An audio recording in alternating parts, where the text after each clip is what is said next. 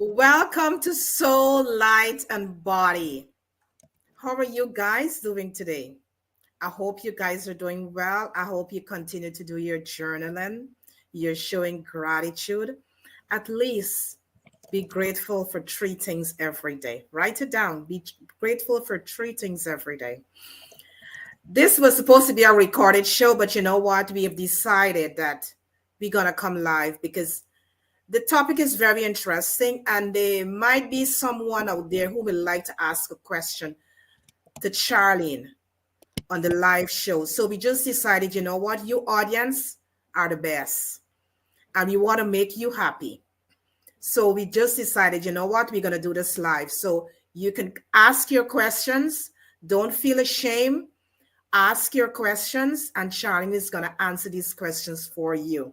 It's a very interesting topic because a lot of times we are suffering with a lot of stuff, and we are so afraid to come out and speak up how we are feeling. We are in a relationship and we're not communicating with our partner and let our partner know how we are feeling.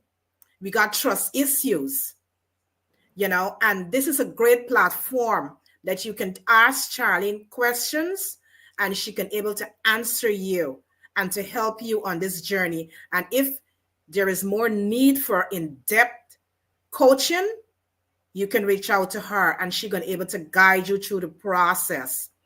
Because at some point in time, if you want to save your relationship, if the relationship means a lot to you, you got to reach out and get the right kind of help that you're looking for. Because a lot of us are struggling with our intimacy and we don't know where to turn. We don't know what to do. But when we have a coach like Charlene that is here to help you, the individual, that's a plus. That is a plus. So today, we have to be open and we have to be honest with ourselves, honest with our relationship. Because if we're not open and honest, we cannot get the answers that we're looking for. So if that is you and you're looking for answers, reach out.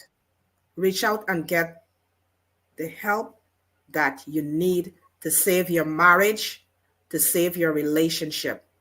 Reach out and get the right kind of help. What's the difference between a committed relationship and a friendship / flatmates? The presence of sex and intimacy, but so many couples struggle in this important area of their relationship. Why do couples struggle? so much in these areas of their relationship. What is a healthy level of intimacy and sex in a relationship? What are the important factors that create healthy intimacy and sex inside a relationship? How can couples repair flagging intimacy and sex in their relationship? And what can couples do to prevent the loss of this important ingredient of a committed long-term relationship? It starts with making sure these conversations are an integral part of a couple's relationship. And so we are opening up that conversation today with Sharlene Halbert, relationship and intimacy coach, who supports couples to make their relationship worthy of love they feel for each other. Join us in this wonderful, important conversation to discuss this and more. So, we are opening the floor. This is a very interactive discussion. Ask your questions, and Charlene will answer your questions for you. If you need further help, reach out to Charlene and she will help you on that journey.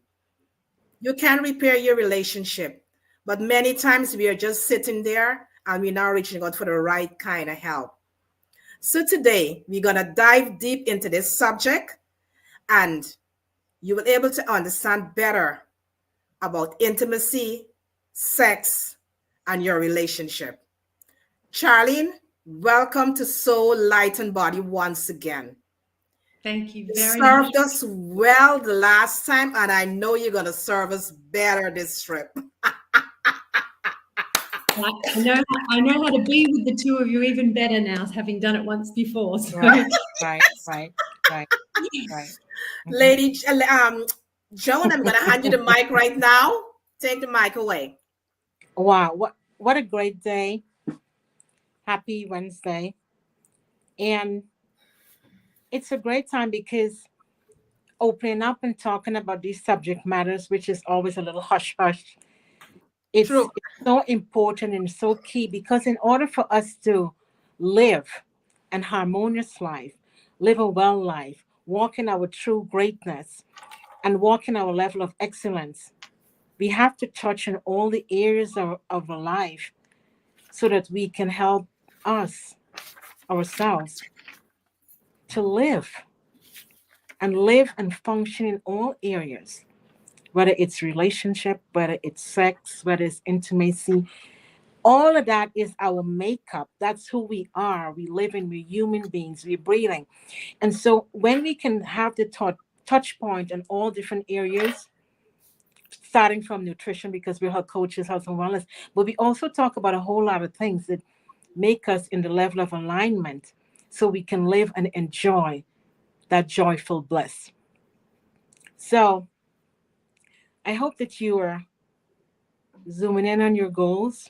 Look where we are, almost the conclusion of May. I mean, we started in May, but the time is moving so quickly because we got our event coming up, which we even said, oh my goodness, because a lot of time has been focused on that event. But time is moving very, very quickly. And then we have to look at our goals and our dreams and what we're aspiring for so we can really live that kind of life that we want to live. And remind ourselves who we are. You're all special. You're all amazing. Continue to focus on gratitude. Gratitude is, as we like to call it, one of the centerpieces for our life. Love, gratitude, being mindful, be intentional, setting those boundaries. Setting those boundaries are so important because it helps us as an individual to help our well being so that we can stay strong, that we can continue to give. Are you serving?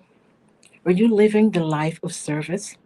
One of the things that we spoke about, Karen and myself, that this year we want to focus more intentionally in serving. We always served before, but we're zooming in a little bit more and taking more seriously and dive in and just soup kitchen, volunteering time, and giving back. Are you giving back today? Are you giving back your time? What are you giving back today? What are you giving back today? So sit with all of that, think about all of that, and see how we can continue to make that impact and to live our best, our true essential self, and just create that impact and leave deposits wherever you go. So when you walk out of a room, whether it's a master class, a workshop, or whatever it is, or like this podcast here, let's leave something that someone can help themselves to better their tomorrow. What are those takeaways that we leave behind that can enhance someone's life moving forward?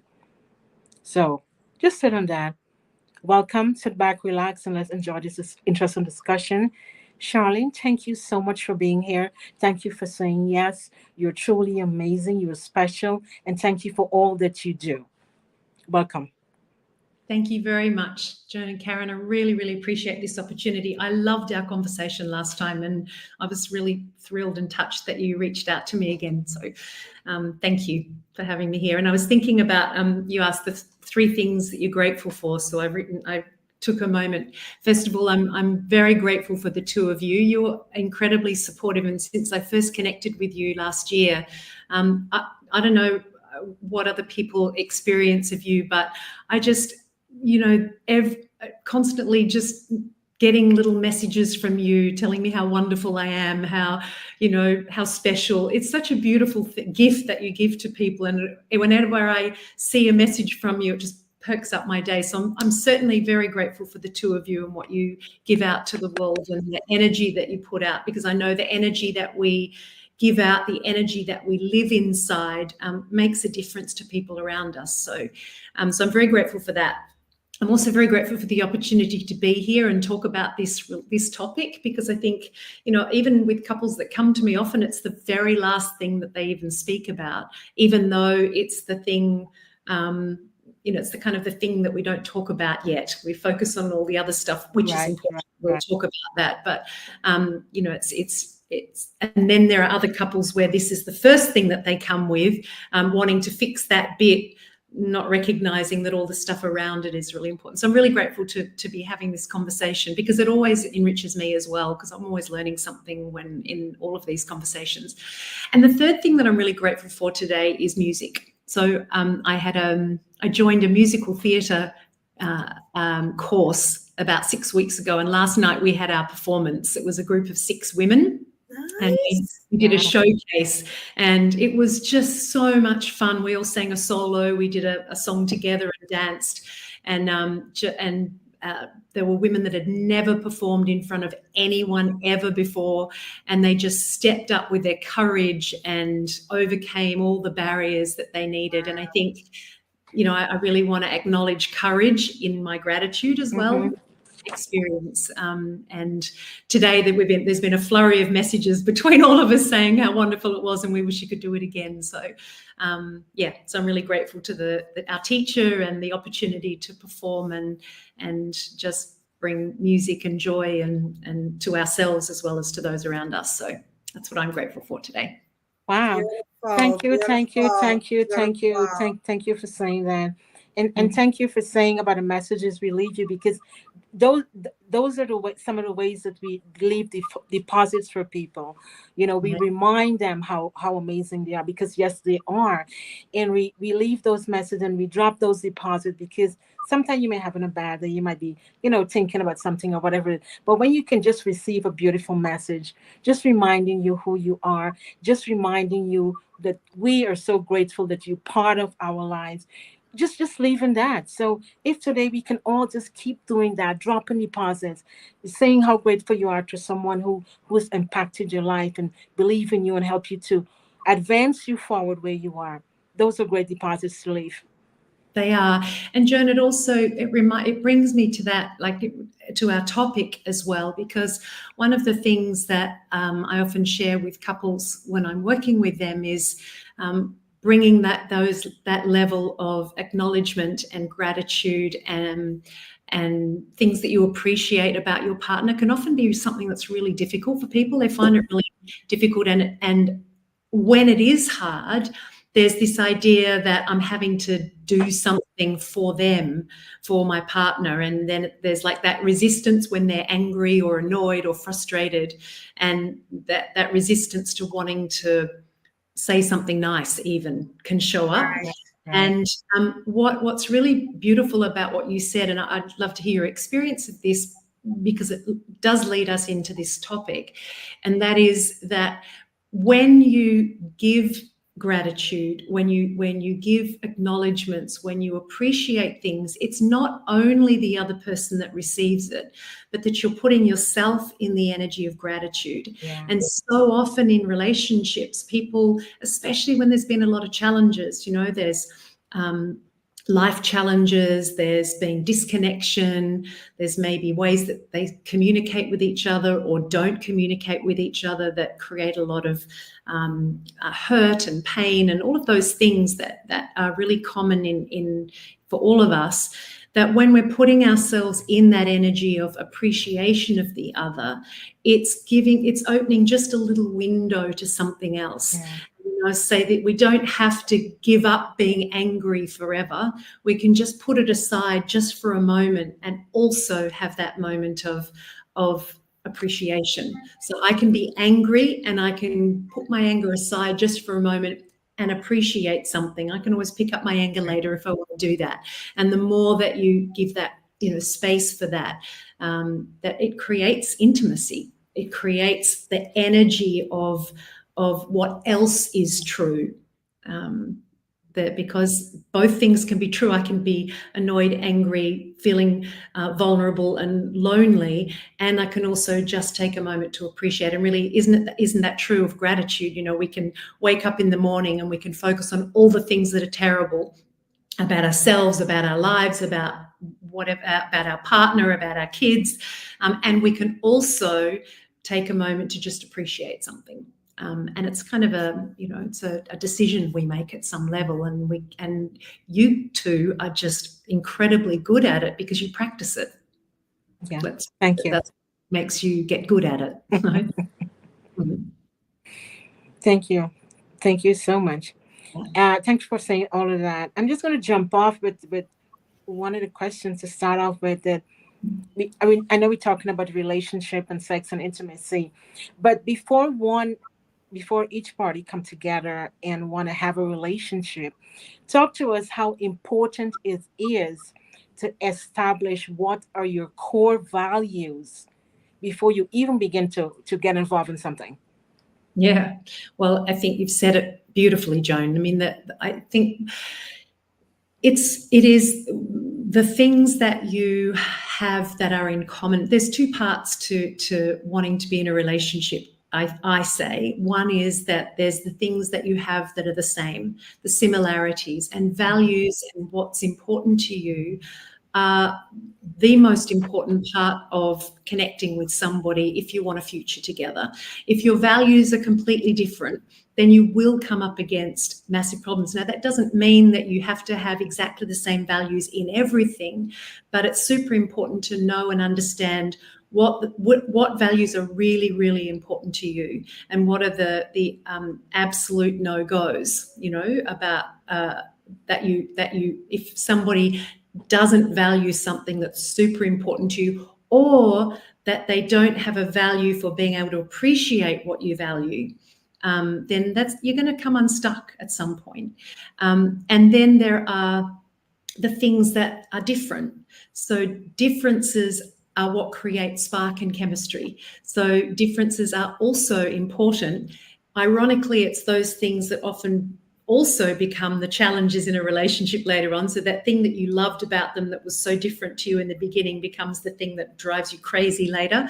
But those are being able to learn to appreciate those differences are important, but values are essential. And often when we fall in love, we're not looking for those values. And I think perhaps that happens a little more when people are older and come into maybe second or third or maybe even fourth relationships, that long-term relationships, that we perhaps have, as we get older, a little more, values become a bit more important than that feeling of falling in love. But at any stage, if you're looking at a long-term relationship, understanding each other, what's important to each other, and having a willingness to appreciate the other's values as well is really necessary. That's what creates safety. It creates a strong foundation that you can then navigate the world and your relationship with.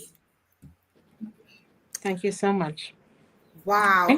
Listening to you, Charlene, is helping a lot of people to really understand that a relationship or a marriage, it takes two people. It's not one person, one party alone, just working on one end, and another party is not communicating, is not participating to help to build a foundation in a relationship. So sometimes you find that many times things start to shift apart because one person is fighting to save something, but the other person is not in the same fight as that individual. And because of that, a rift or a division is created between two people. Because if I want something and if you're looking for something else, we're not on that common ground whereby we can discuss our feelings or we can discuss what's bothering us. So that's the breakdown of the communication. So my question to you now, what is the difference between a committed relationship and a friendship or a flatmates?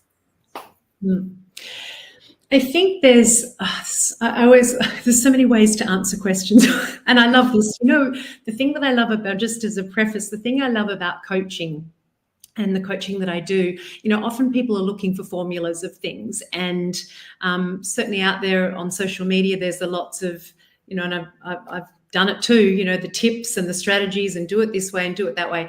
But what I love about coaching is that it really is an exploration and a journey, and every couple is different and every individual is different. And so it's, the journey of a healthy relationship really is also about the journey within oneself, and the journey of how you navigate things together.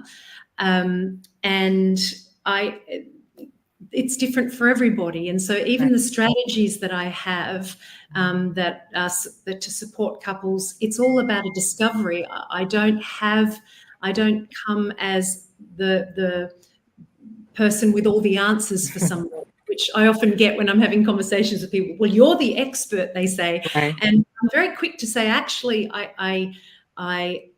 my role is to just help people uncover for themselves what it is that, what works for them, and that I have, knowledge about things that can be helpful, but how you do that in your couple, like how you show appreciation or how you understand each other or the kinds of communication that you're going to have is going to differ from couple to couple. So it's an exploration and a journey in that way. But I think, coming back to your question, I first of all, certainly the presence of sex and intimacy is one of the things that differentiates couples from flatmates. I mean, unless you have a relationship where you have sex with your flatmate, which I've been there myself.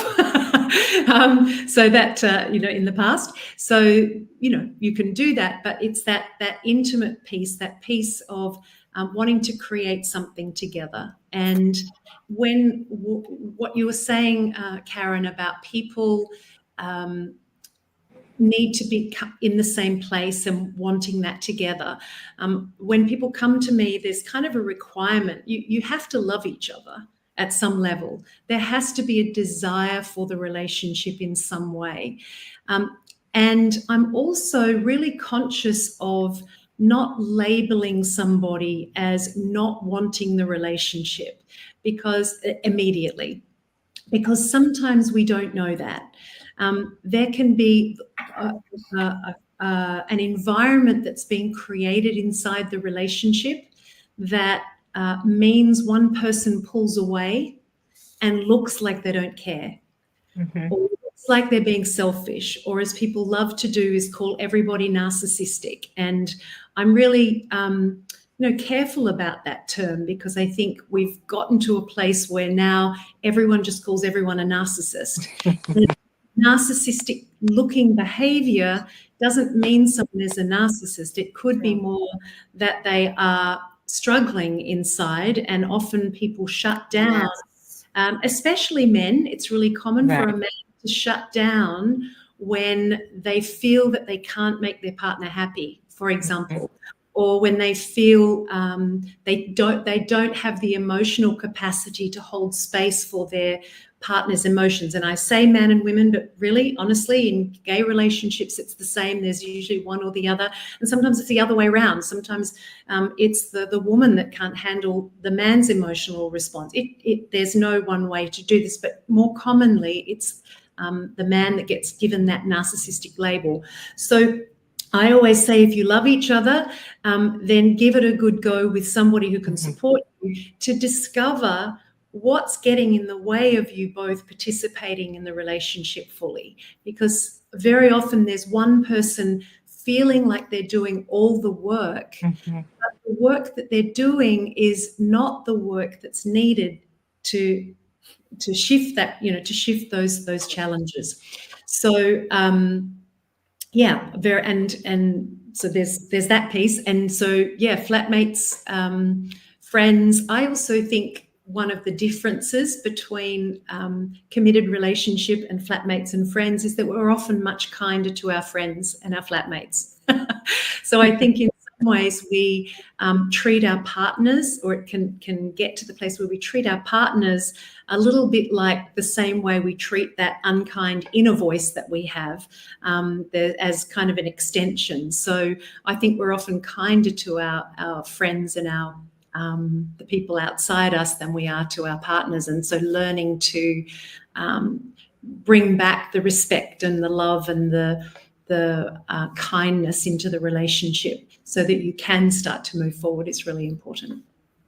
Wow. You've explained it so beautifully. You always serve us so well, and helping us to understand how you really have to create that environment for each other. Yeah. That each person, whether it's the man or the couple, each other can feel safe and feel secure in whatever moment you're experiencing, that you can hold that space and have that capacity to hold the space so that someone can really feel safe. Because I think it all needs to be, the person needs to feel safe when they're expressing their emotion or how they're feeling in that moment in time. So feeling safe, communicating how you're feeling is very essential.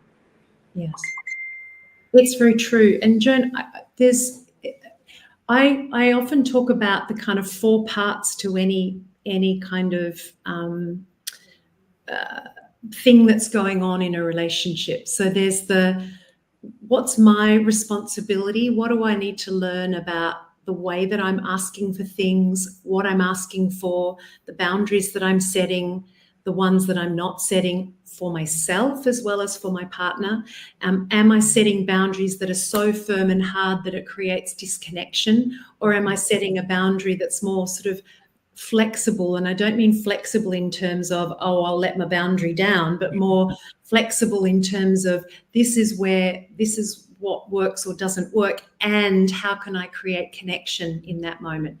That's one person's responsibility. And then there is the other person's responsibility in how they receive what that other person is doing and giving. So if I have, somebody says, I'm sorry, well, I don't need you to say sorry, or whatever it is. There's many ways that we reject what's being offered by the other, and we look for malintent in something, especially when relationships have become difficult. And all of this impacts intimacy. If anyone's wondering when we're going to get to the sex part, this is kind of it, because without this kind of this building this trust and this safety, sex and intimacy is gonna die, because it's absolutely necessary to have trust vulnerability, safety, connection, both physical and emotional connection for intimacy and which is intimacy, but intimacy and sex to exist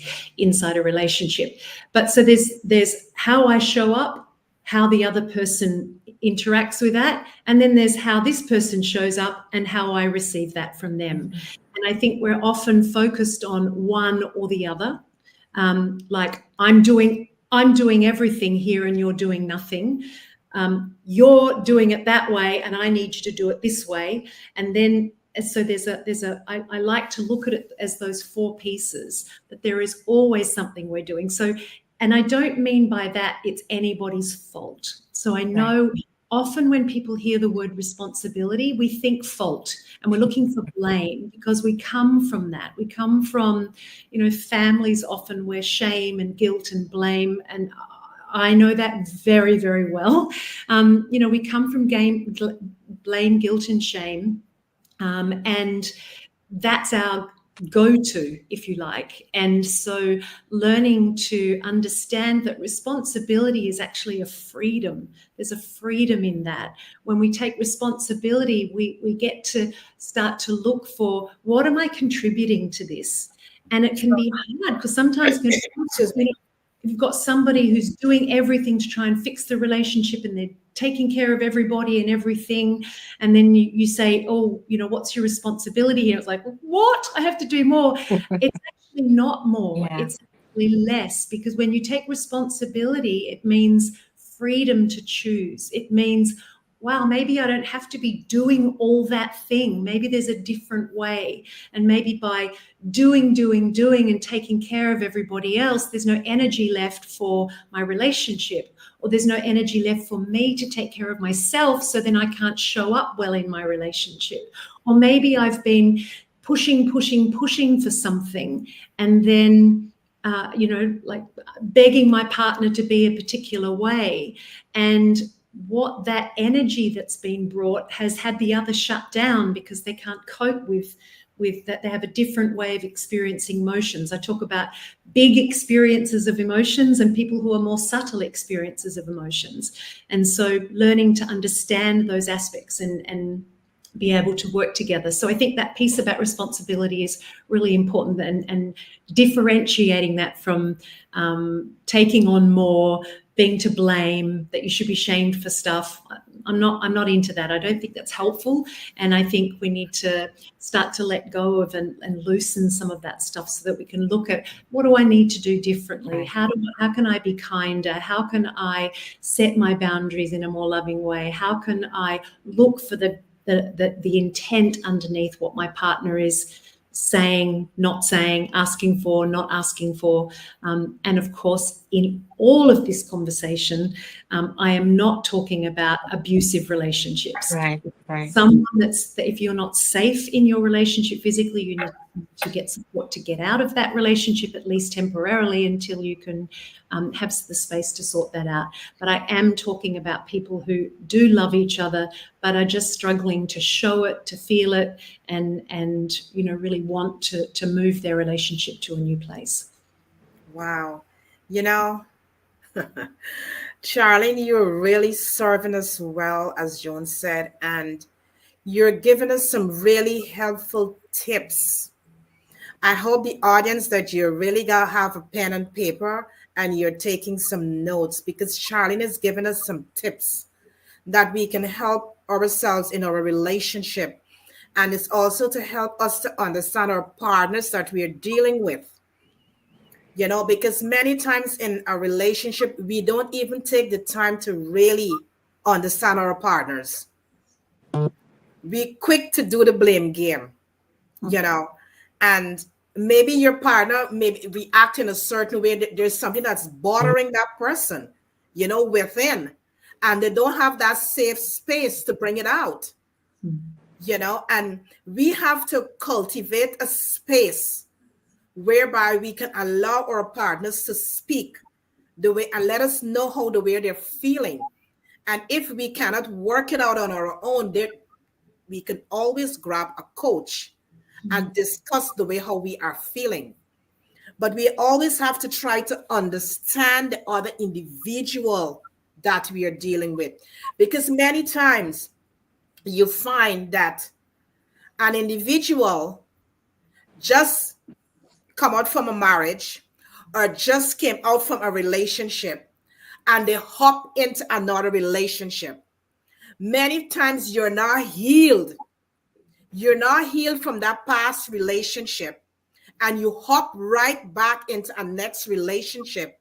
You're bringing all the baggages from that past relationship into the present relationship.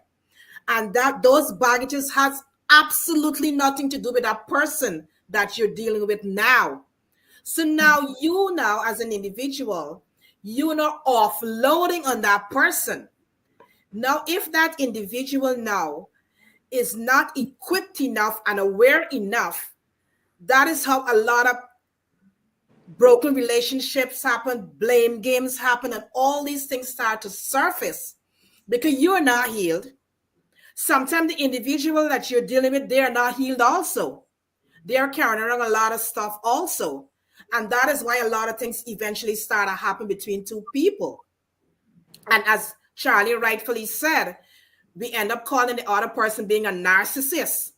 But do we really understand what that person is going through? Do we really understand that person that we are dealing with? So many times we are quick to judge, not understanding the individual that we are dealing with. So sometimes we got to step back. We got to work on ourselves. As Charlie said, we got to journey and go within ourselves, heal ourselves first before we really put ourselves back out there to get into a meaningful, trustworthy, communicative relationship, and not just to hop for safety, not just hop for safety in another relationship without putting in the work that needs to be done. So we really Exactly. need to, as individuals, we really need to look at ourselves before we blame someone else. Yeah.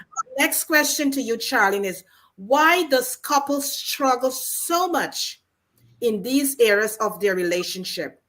What is a healthy level of intimacy and sex in a relationship? We're getting to the sex now.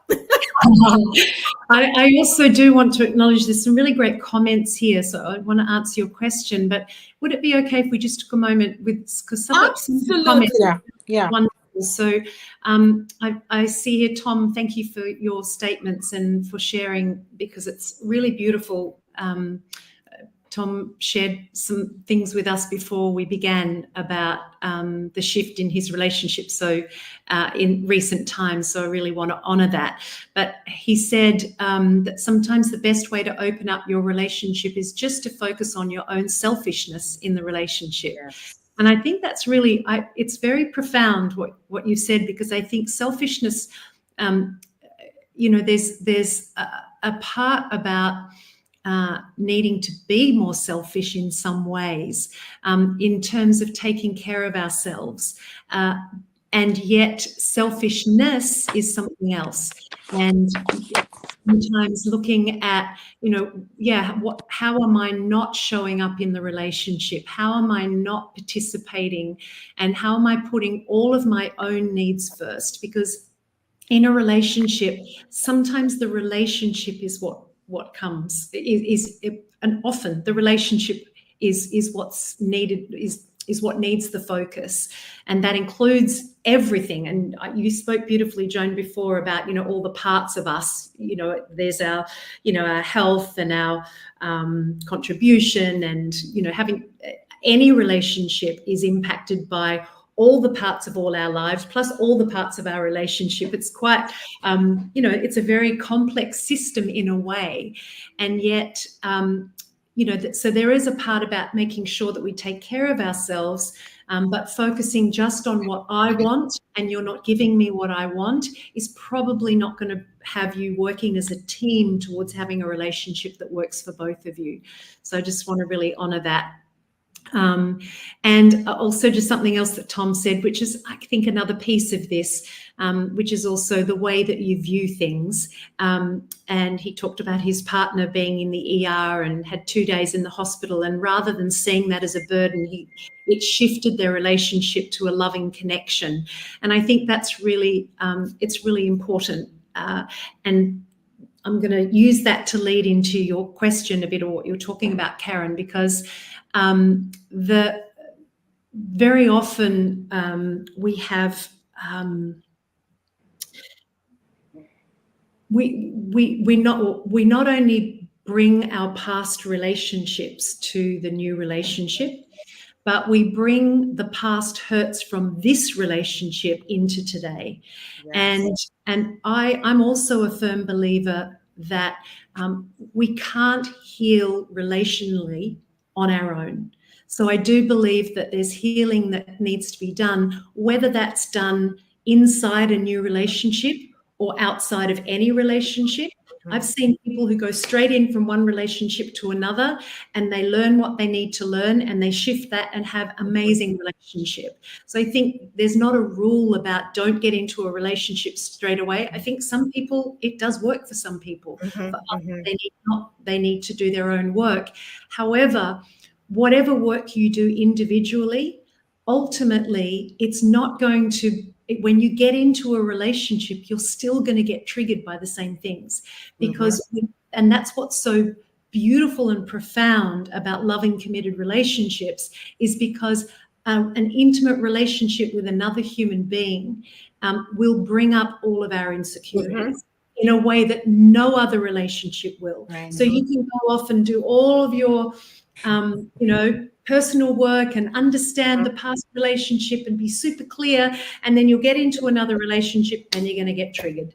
And so what I think is really, really powerful is, can you be willing to just appreciate that both of you bring your baggage, and that your relationship starts now. And it's whatever moment you're in, you can do, and the future of your relationship is not based on the past unless you live there. True. Yes. So true. Have this past, acknowledge that you've got challenges from the past. And then there is, what do I have now? What do I need to do in this moment? If I get triggered with an emotion from something from the past, let's face it, a triggered emotion literally means that we've been taken back to a memory of something else. And so there is, how can I notice that that happened and make a different choice? And for some people, that's a journey in and of itself. For others of us, we can notice that that's what's happened, and find a way to come back to some kind of center. And that's the growth that's necessary for your relationship to be healthy, is to go, wow, something showed up here. What is that? And what's my choice right now? And what do I want going forward? Because the future, if you want a healthy relationship in the future, it starts with right now, and being in the present moment as often as you can be. So just wanted to touch on that. So now you had, sorry, can you ask your question again, Karen? Because I went off track. Why do couples struggle so much in these areas of their relationship? Yes. What is a healthy level of intimacy and sex in a relationship?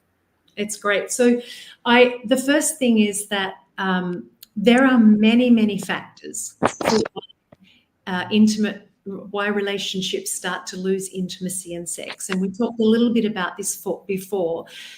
First of all, one of the things is when you lose trust. And trust is actually, sadly, it's easily broken, but it's the very small things that you can do that bring it back. So trust is broken by not being there for each other.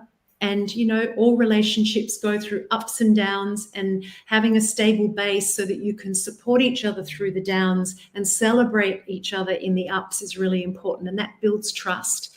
Being vulnerable, being able to share how you feel, responding with kindness, with love towards your partner, turning, I think it's Dr. Gottman talks about turning towards your partner instead of turning away from. So all of those small things. spending time together, just time enjoying each other. And it's amazing how difficult that can be for some couples. So I've worked with couples that really struggled to find even 10 minutes a day to even just be with each other. Wow. And I've even supported couples who've had to break down because, it's the small actions. We have to start small. Sometimes we think we have to do these big actions to build. Right. Nope, it's the small things. But with some couples, it might be even as much as with one couple they had to make a list of things they appreciated about each other because they couldn't think of anything in the moment, and stick it on the fridge. And the task that they took on was 1 minute a day.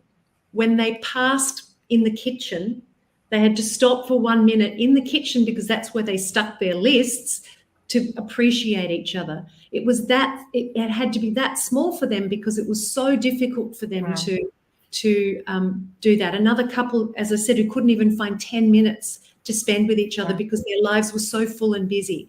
And when you don't have time for your relationship, there's no time for building that closeness. Intimacy is about emotional closeness and feeling safe and being able to be vulnerable.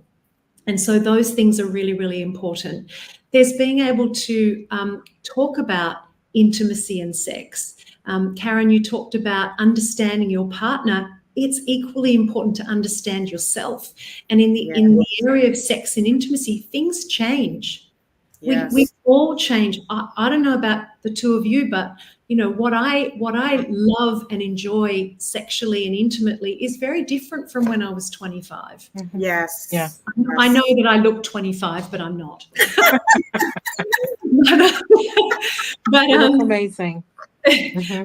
But it, those things are really important. So having a discovery, so curiosity in your relationship is super important for a healthy, intimate and sex life. Being able to have those conversations because they're really challenging. A lot of us, I was brought up in a very repressive religious family where I was the only one of my there were there's 5 of us in my family, and I was the only sibling, it turns out. I was the middle child, so I don't know why this worked this way. Mum must have taken 2 kids to pluck up a courage, and then it was so traumatic that she dropped it away for the other 2. But I was the only one that she gave any talk about birds and bees and, goodness, don't use too many words like penis or anything, because we were from a very religious family. And she used to take me into my parents' walk-in wardrobe, and we would shut the door and sit amongst her clothing while she showed me a book about getting your period and what you couldn't do when you had your period and how you make babies. And apparently I was the only one in the family that actually got that information. So I think she was hoping I would have passed it on to my younger. She just forgot to give me that footnote, so I didn't do that. So we've all got things that we, that are, it's such a taboo topic. And so that even couples coming to me, surprisingly lots, I live in Europe. Europe's very different from the UK, even from the US, from Australia, where we're much more, Europe's a bit more open about talking about this. So if I have couples that have any European flavour, they tend to be, one of the first things they say is, and we're having no sex. Whereas if it's a British couple or people from somewhere else, sometimes it takes a little bit longer to get into that conversation. So there's examining our beliefs about sex and intimacy, and how often should we have it? How often should we be intimate? How often should we be having sex? The good news and the bad news is there is no number. So it is about a conversation that you have together and starting to talk about, what do we want? How often do I want it? How often do you want it? How often are we having it?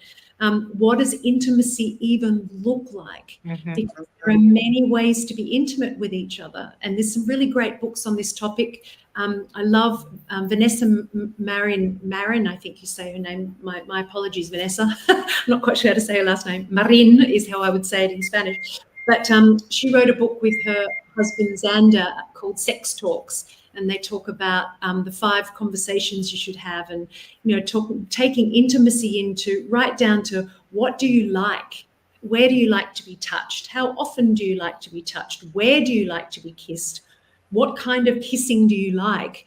We've got many parts of our bodies. We've got many ways that you can touch. And so just starting to explore some of those things and discover getting into that inquiry of how does desire look, what does desire look like for me? And for many people, usually we're attracted to someone who's different from us. So you might be someone who needs sex in order to feel connected, which, by the way, has a basis in emotional connection, although it often looks different to that. And you'll have the partner that's someone who needs emotional connection first. The bad news for people who think it's that their desire is to connect is physical, they do have to learn to emotionally connect first. That's kind of the bad news for those. But even someone who connects through sex, feels that connection through sex or through physical contact, it is about emotional connection at the end of the day. So learning to understand those things it's a big piece and a big puzzle, but coming to it with curiosity is really important. And then you can start to learn what is it that you're comfortable with, what is it that you want to explore together, how do you do desire differently, and what's the amount of sex that would work in your case. I know a couple who decided that sex is actually just not part of their relationship, and they have an incredibly loving, intimate, long-term relationship, and neither of them want sex with each other, and they both feel fine with that. I'm not to judge that, but it's for you as a couple to explore. Tom said that our intimacy now can be reading books in bed, and our sex relationship is mostly touch now. And and I think the most important thing is having these conversations so that you are both getting what you need. And so if that's touch for the two of you is all that you need, beautiful, celebrate that. Make sure you have it as often as you can or as often as you need it.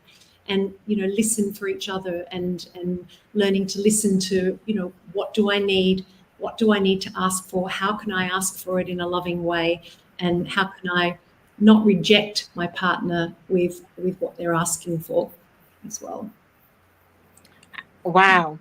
I think that is so essential, because the level of communication, getting it right down to what do I want and what are my desire, expressing that to your partner is so neat, because then we come to one commonality, that we are understanding each other, we are understanding what our desires are, we are understanding that we are willing to explore this, and this is what makes me happy, this is what makes you happy, and so we can live a life of being more harmonious. Yes, because we're satisfied with each other, and whatever it is that we are, the ask is, let's put it that way, whatever the ask is, we're able to meet or match our partner desire and feelings and emotion, and give them that. absolutely. And I think too, another thing that's really important to mention here, because this comes up a lot when I'm working with couples, when we're talking about communication in general, which, by the way, another thing that's needed for intimacy and sex to exist in your relationship is to have healthy communication. If you're someone that constantly nags your partner, or you're someone who constantly shuts down, or you're somebody who constantly speaks unkindly or criticizes or is defensive, then you're going to make it very difficult for intimacy and sex to be present, at least for one person, if not both. And I think the important, and when we talk about improving communication, a really common thing that comes up for couples is, oh, but it's so hard to do that. Let's say, be kinder. It's like, oh, it's so hard to do that because in the moment, and that's the key thing, is that these conversations, that when you're starting to change something, you don't want to start learning to swim when you're in the middle of drowning. That doesn't make any sense. Right. And so having these conversations outside the bedroom, having conversations when you're not angry about how are we going to navigate when this shows up? What am I going to do? What could I practice outside those very emotional moments or pressure, sexual moments of feeling pressure from your partner to have sex when you don't want it, or feeling rejected because your partner said no, all of those things, those conversations need to happen outside those times so that you start to build that. That's building your emotional intimacy. It's having those conversations when you're calm, and if you've got a partner that doesn't want to talk about these things, approaching it from a loving place of curiosity, not when you're in the bedroom trying to have sex with each other or trying to not have sex with each other or whatever that is. So, yeah. How can someone deal? Because as how coaches we deal, people talk to us all the time about different things, and how so. I know you touched on a point there. How can someone deal? I know you talk about it outside of their bedroom. So how do someone manage in the bedroom and someone is not in the mood for having sex? How do you deal with that? It's a great question, Joan. I think the first thing starts with a desire to accept and appreciate each other. And when you do that, it comes about how you communicate that. So if my partner, for example, nudge, nudge, wink, wink, or says, I want to have sex with you, or says, hey, we haven't had sex in a while, and you don't want to have it, then learning to communicate that in a loving way. And there's a great relationship coach. Her name's Dr. Cheryl, she calls herself. And she says, never say I'm not in the mood again.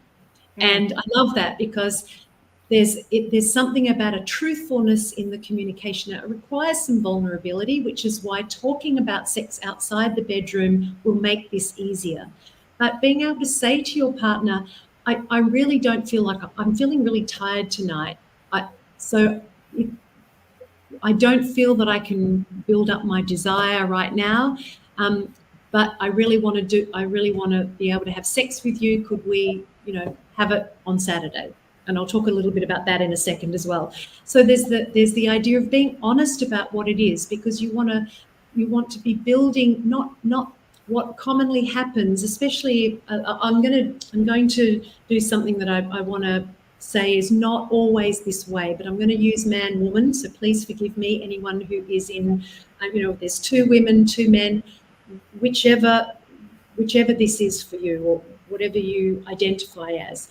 There's usually one person in the relationship who wants it more than the other, feels the desire more easily than the other. And so what you don't want to do is leave that person who's initiated feeling ashamed, feeling embarrassed, feeling rejected. And that's the common feeling. And then eventually they just stop asking. And that's when you end up with nothing.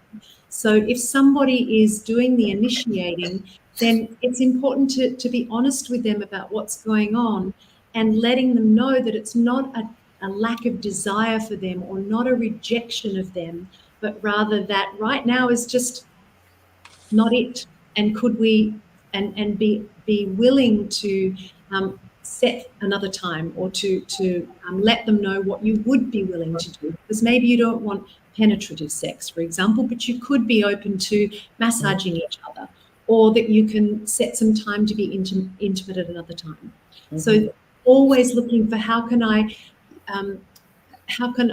take care of my own needs and what I need, and communicate it in a loving way, as well as appreciating what the other one does. And Vanessa Marin also talks about this, which I really love. She says that you can always choose. You don't have to say yes to everything. And this goes with anything in your relationship. You don't have to say yes to everything.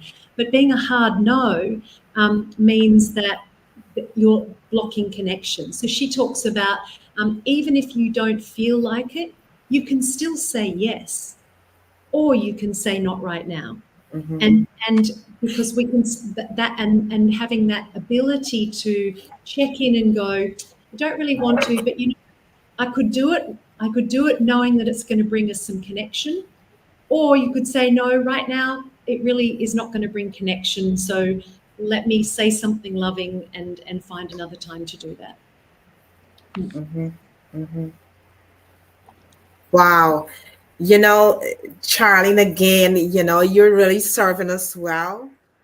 And to the audience, I hope you're taking your notes, because many times we are struggling in our relationship and we're looking for answers so we can move forward, and Charlene will give us some real good points, some real good tips, gems that we can add to our toolbox and help us when we reach up to a roadblock in our relationship. We can always reach for these tools and start to use these tools in our relationship to help us to move forward. And we tend to not say the way how we feel, or sometimes we give mixed messages to our partners, and that could be very confusing for Right. the other partner. So we need to be very straightforward the way how we are feeling, and help that person to understand exactly the way how you are feeling. Because if you give mixed messages, it can land sometime really hard, right, Charlene? Mm. Yes, definitely. Yeah, and I think I love it. There's a really great exercise that you can do, which is just to look at, the way that you ask for something in your relationship.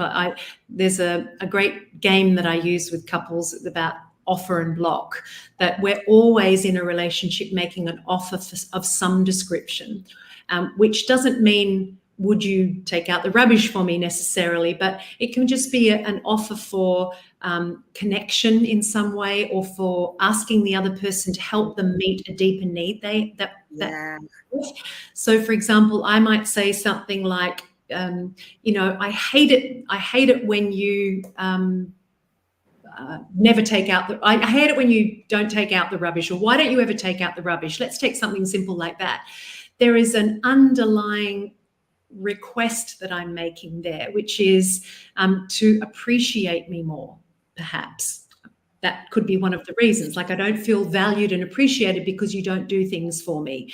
And often we get upset by the thing on the surface. It's the same when someone says no to sex. We take the no and feel rejected instead of, what's underneath that? Because Mm-hmm. there's always something underneath. And those mixed messages are the same, because often we haven't learned to be clear, or we're afraid to be clear in case someone says no and rejects us in some way. And so learning to be clearer, come and for your partner to learn to look for what's underneath and be a little more curious, can help that defensiveness. So an exercise that's really helpful to do is to look at, how do I make offers to my partner? Am I direct in the way that I ask for something? I don't feel really appreciated when you take out the rubbish. It makes me feel so appreciated. Would you do it for me today? That's a clear offer. Now I know why I'm doing that. Or do you make offers that are a little more tricky, like, why don't you ever take out the rubbish, instead of saying, I need to feel valued and appreciated. So starting to notice what are some of the common ways that you get stuck in your communication, and make some notes about that. Like, how do I make my offers? Am I being clear, or am I making it so hard for my partner to understand? Or another example might be, I'm going to bed early tonight. And underneath, they're kind of hoping that the partner will realize that they want you to come to bed. You want them to come to bed with you, so they snuggle with you. And when you don't, you feel rejected. When they don't, you feel rejected. And so that would be a completely trickster offer. So then there is, what could your partner do with that? They could get upset, or they could just assume you're just going to bed and not thinking anything of it, and then wonder why your partner's really angry with you the next day. Or you could say, when you said you wanted to go to bed early, did you really want to go to bed early, or were you really inviting me to come and snuggle with you? Right. Yeah. That's Yeah. a beautiful way to come back from that. And that's what we would call an offer back, rather than a block, which might be, right, see you, good night, then, you know, and not looking for what's underneath. And sometimes there isn't anything underneath. The person goes, yeah, I just wanted to go to bed early. Oh, great, let me give you a hug and kiss you good night.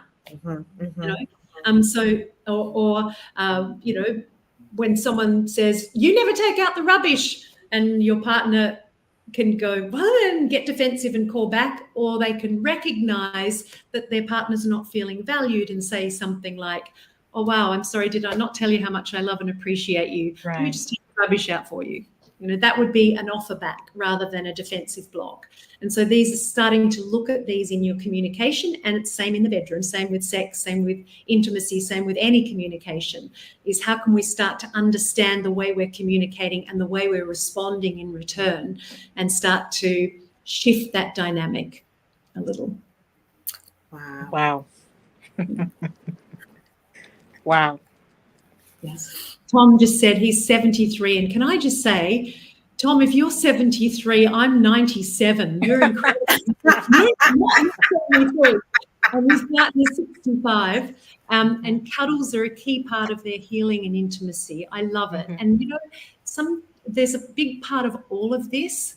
You know, again, often some of this stuff feels really hard, especially if you're stuck. And the one thing that I would love for people to take away from this is that, number one, it just starts with a desire for something different, and just a willingness to do something different. And if you can't even find the willingness, imagining that you could be willing is a really beautiful place to start, especially if you're stuck and angry. Could you just have just a window of an imagining that you could be willing to do something different? And that in and of itself is a shift. And then there is, what is the very small thing that I could do differently? How am I contributing to our loss of intimacy, our lack of sex, our arguments, our loss of trust? What's one thing that I could do slightly differently?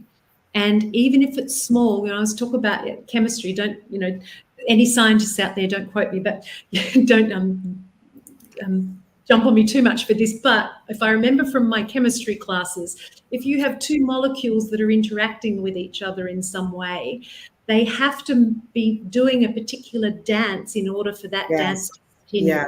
And when one molecule gets changed in any way, the other molecule has to change.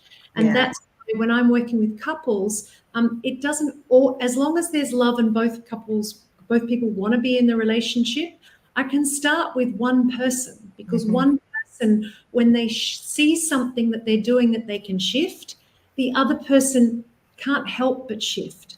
Now, that doesn't always go the way you want it to, but anything is better than staying stuck in something that's not supporting both of you. And if that change means that it's obvious that it's time to separate, then it's better that than being in a relationship that's stuck and causing a lot of pain. And then you can learn to, how can we separate with love and with respect from each other as well? So there's that piece too. Wow. Truly amazing, Charlene. You have given us so much today. You fed us well. My last question to you. How can couples repair flagging intimacy and sex in their relationship? And what can couples do to prevent the loss of this important ingredient of a committed long-term relationship?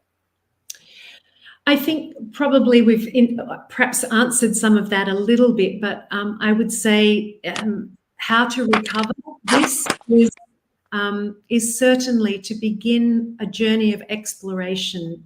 Bring in some curiosity, start to have conversations outside the bedroom about sex, about intimacy, start to explore what it is that's important to you, what builds desire for you, what builds desire for your partner, what are the things that are kind of that doesn't really work for me, and how can you communicate that in a loving way, building that trust with each other.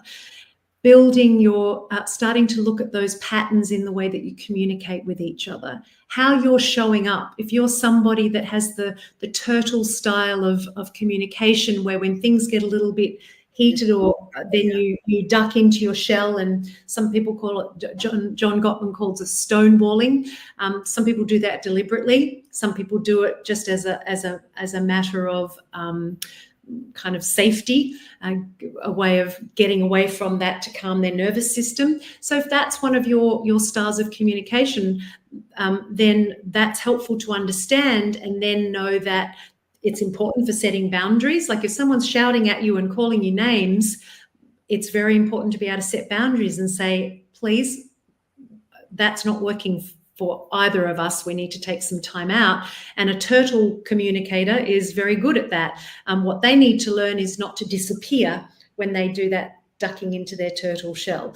And if you're someone who communicates like a ram, and you never feel understood, and you just go, and the person, your partner turtle, leaves the room to try and get away from and you follow them into the other room, then those people are usually good for communicating, for bringing up topics. But you've got to remember that when you're doing that, you're potentially triggering your partner's need for safety, and their only mechanism might be to shut down. Now neither of you get what you want. So it's starting to look at what are those things that I could shift slightly. And that's all important, because all of this leads to sex and intimacy. How can we touch each other? How can we bring in more kissing? 6-second kisses. They've done research that shows it takes 6 seconds of a kiss for oxytocin to be released. So if you're a couple that is just pecking each other on the lips, probably not going to create a lot of closeness and love if there's other things going on. Same with hugs. How long do you hug for? They did some research about this, and from what I can gather, there's no particular length of time that's important for a hug, but what you do want to do is hug until you both feel the relaxation with each other before you let go.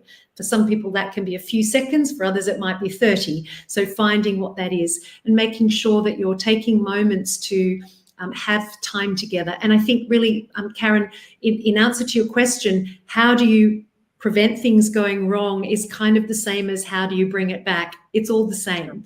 Really, how do you prevent it is making sure that you make your sex and intimacy and communication and trust and love and kindness and boundaries and that are gentle and loving, bringing kindness, all of those things, is making sure those things don't disappear.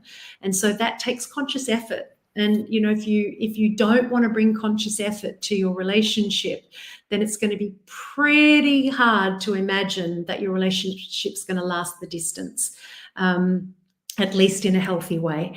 And so bringing things back is go back to what worked in the beginning. What were the things that you did for each other? How did you speak to each other? What memories could you bring in? I always say the past is useful for the things that we often use the past to remember why we should be angry with our partner, or all the terrible things that our partner's done that we've stacked on top of each other. And that's one way to do a relationship. But there's also all those beautiful memories that you've got. And sometimes if people leave it too long, I've met couples that can't even remember a time when they felt love for their partner. It's probably you might have left it a little too late, or it's going to take a lot more work. So if you can use the past to look for the things that worked, and how can you bring some of those things back in and start to build, and remember that one small step of that molecule, one small thing that you do differently is going to make a difference. And what is absolutely certain is that if you do the same thing the same way, and if you try to change your relationship with the same level of thinking that created the relationship that you've got today, then nothing's going to change. And so that's why I always talk about today is the day. Like one thing that you commit to today that you're going to do differently. Change your tone slightly. Write down all the ways that you want to feel in your relationship. How can you what's one thing you could do to bring that feeling into the relationship? If I want to have more gratitude, I want to be appreciated. How can I appreciate? It's that energy thing we were talking about before. Bringing in the energy of gratitude and love starts with me.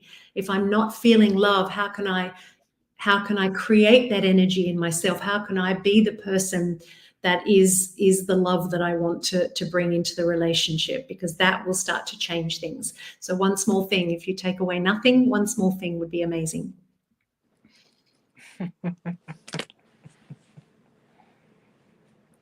Wow. I'm just gonna drop one quick thing here. When do you know it's time to leave? That I have to go from that relationship.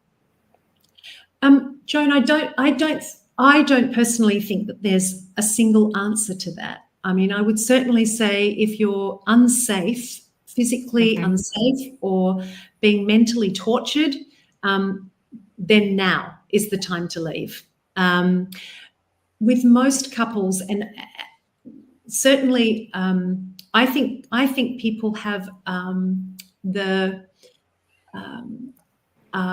unfortunate relationship with getting help for a relationship. So I also am a wedding celebrant, so I do civil ceremonies for people, and I give as a gift a free gift voucher for a session with me. And people often say to me, why would you do that? Because we all need to learn skills, and why would I wait until the relationship is nearly dead to help? Unfortunately, it's what we do. You know, we wait till we have health issues before we start to help. Sure. We wait till we have mental health issues and anxiety that cripples us before we seek the solutions to those things. And so I would love to, you know, if I had my way to change the world, it would be, and for myself included, by the way, I'm no saint around this. I'm not great with my exercise, I've got to be honest. But, you know, these things, we wait until things are too far gone. So I would say that when you're fully in love with each other and having a wonderful time, that's a really good time to start working with someone to go, how do we keep this going? Right. Yes. But when couples come to me, again, if they love each other, I always ask them for one thing, first of all, and that is that they commit to the time with me with 100% commitment.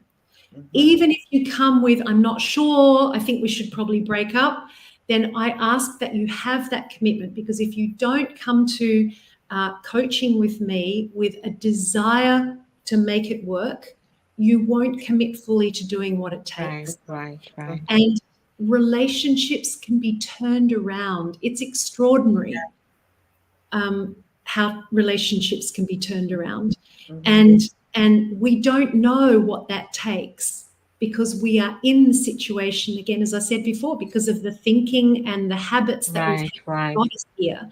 And so I always ask couples to commit. If they can't commit, then that's therapy could be an option for either or both. And people who come to me also often go to therapy to work out some of their own stuff, because I work with the couple who are able and willing to at least take responsibility for their part and make changes and be willing for that and be willing to see a future. And so I think that if couples come with that desire, and if they come with that willingness, even if they don't know how, then it gives their relationship the greatest chance of survival and thriving. But I think it is an individual thing. And some people say, you know, look, I love this person a lot. We just are it's just not going to happen. If you've got that in your mind, then now is a good time to leave as well. And sometimes that's not easy because there's children and there's always reasons that it's hard to do that. And there is a lot more suffering the longer that you leave this stuff. It never gets easier to leave, or rarely gets easier to leave. And, you know, there's also the impact that has on your children, living in a relationship that's tense or loveless or all of those things. And, you know, really there's lots of things to weigh up. So that's why I would never say to anybody, this is when you should leave, because I think it's an individual thing. Exactly. And you do have to look at that. But sometimes we need to also check the reality, because often, I don't know about you, but, you know, sometimes I go, oh, for example, I don't have time to do X, Y, Z. And then something really bad happens and suddenly I've got all this time to support a friend in need, for example, that I didn't have time to go for a coffee with last week, you know. Yes. So I think it's also important to remember that we'll find time for what's really important to us. And what are we making a priority? And if your relationship is unhealthy, if it's damaging, and it's not something that you're willing to commit to doing something about, then, you know, it's worth considering whether finding a way out before, so that you can leave with, I would say, if you're going to leave, do it at a time when you can leave with love and respect, especially if you're parents, because you've got a co-parent. Exactly. So, you know.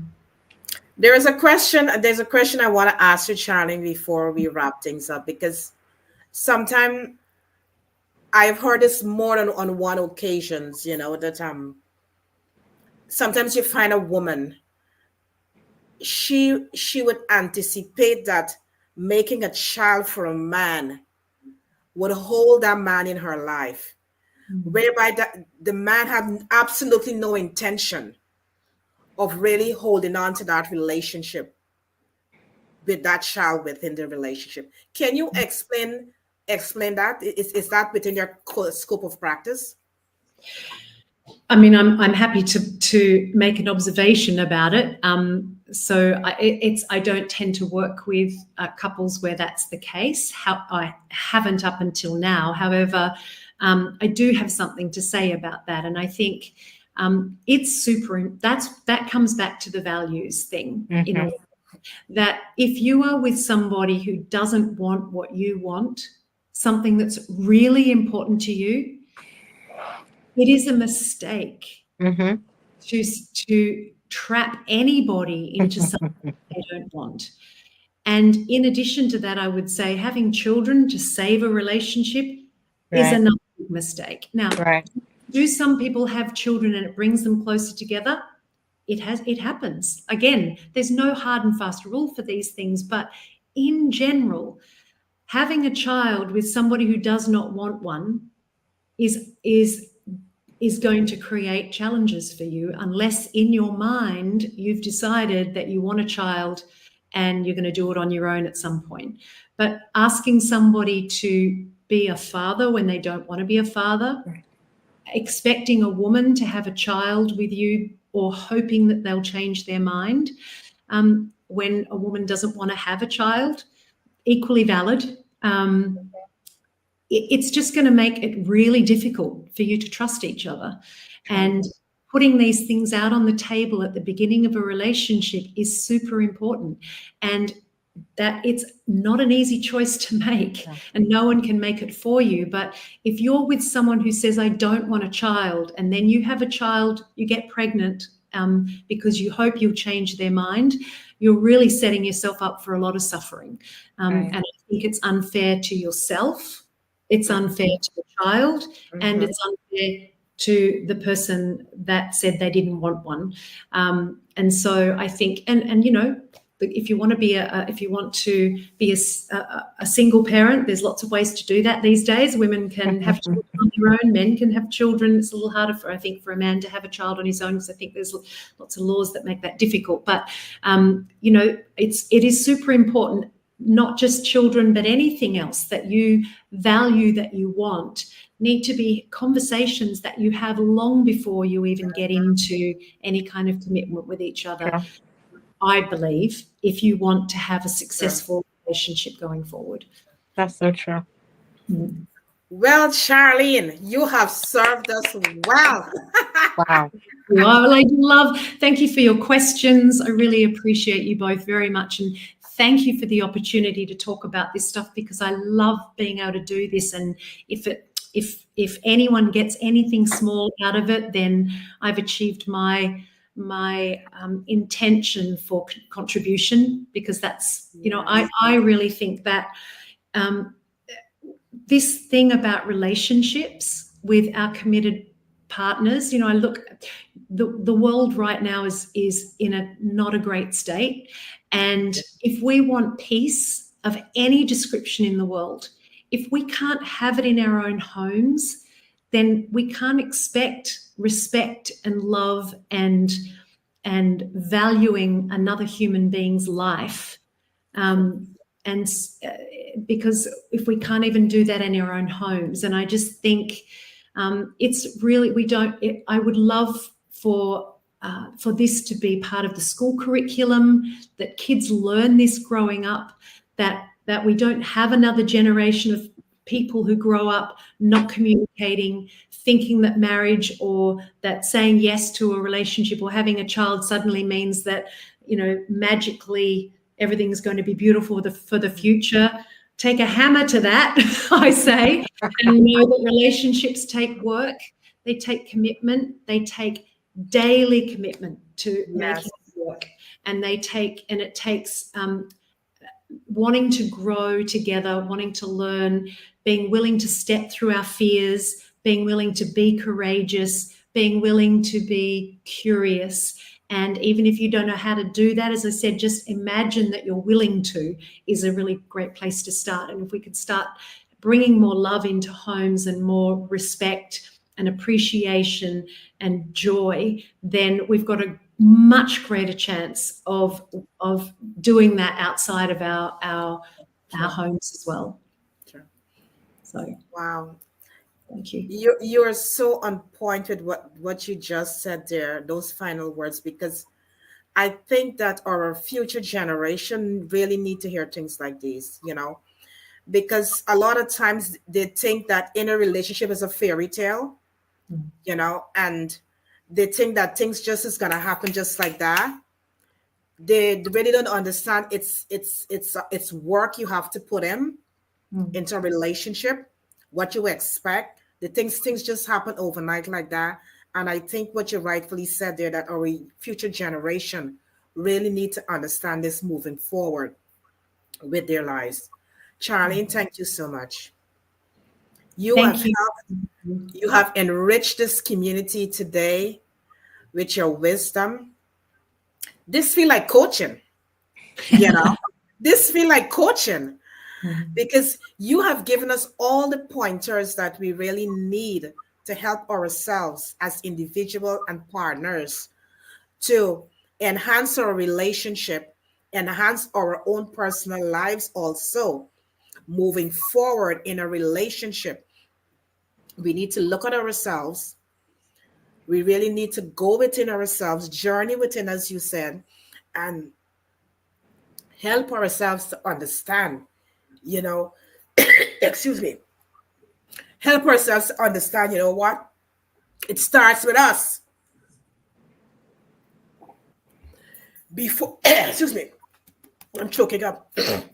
Because a lot of times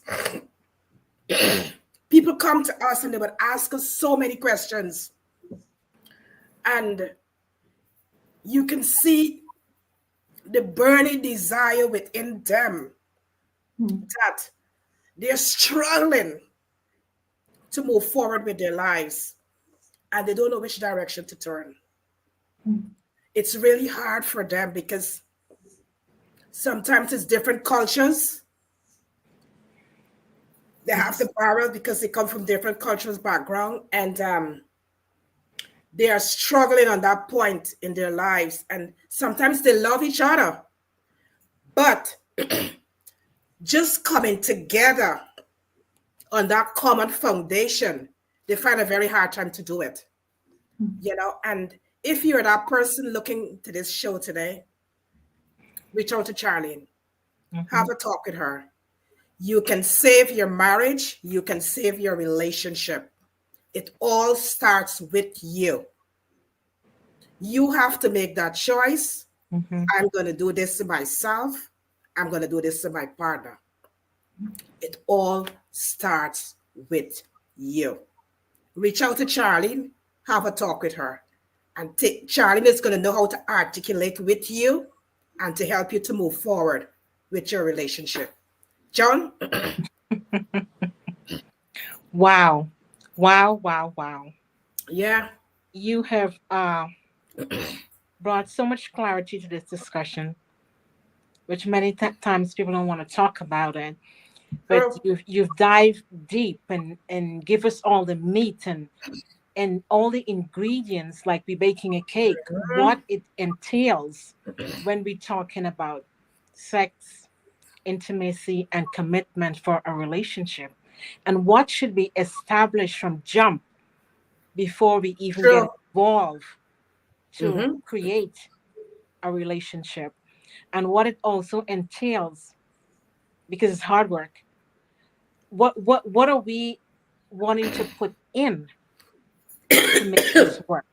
Excuse How me. Yeah. communication is so important, when what we want in the bedroom, how communication is important, how we ask for what we want, how we create value for someone else, so that we really can have that harmonious relationship, that beauty, how we can enjoy that bliss and live in a True. space committed to each other, love each other with love, kindness, Mm-hmm. respect, setting those True. boundaries that you Mm-hmm. talk about, that is so important, because setting those boundaries is for us both parties, to have that True. level of well-being, to live well mentally, physically, emotionally, and so that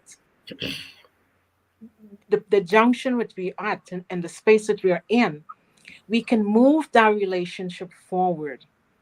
And you also spoke about, think about the things that brought you together. Think True. about what brought you together, that you got so much love, so much butterflies, Mm-hmm. so much excitement in the moment that it all got started. So when things kind of fade a little, start fading, or doesn't look, enough in that moment, think about why we got together. And Mm-hmm. Beautiful. when we can go back and reflect and have that self awareness and do the work, then we can enjoy that bliss. Then we can have the level of respect. We can have the level of excitement. We can evolve that relationship, and just live and travel on this journey called life, and just get what we want as we continue to live in the level of greatness, joy, and happiness and peace. So we just want to say thank you. We want to give you your flowers, because every time we talk, we meet, and we get into a space, it's just enrichment that you give us. Greatness. Thank you. Thank you very much. And thank you to both of you for this beautiful space that you create for people to learn and grow and experience what it's like to be in the presence of love. So I want to really acknowledge that. And I do now need to go because I have clients at the door waiting for their session. So I need to go. They're buzzing, buzzing, buzzing. So, but thank you so much to both of you for this Thank you. opportunity, for all that you give Yes. and put out in the world. And thank you to everybody who joined us for our unexpected early live. And hopefully those who didn't get to see it didn't get to be here will get to see the recording. So thank you again. Yes. Thanks everybody. Have a Thank beautiful, you. beautiful week. Thank you. Thank you so much.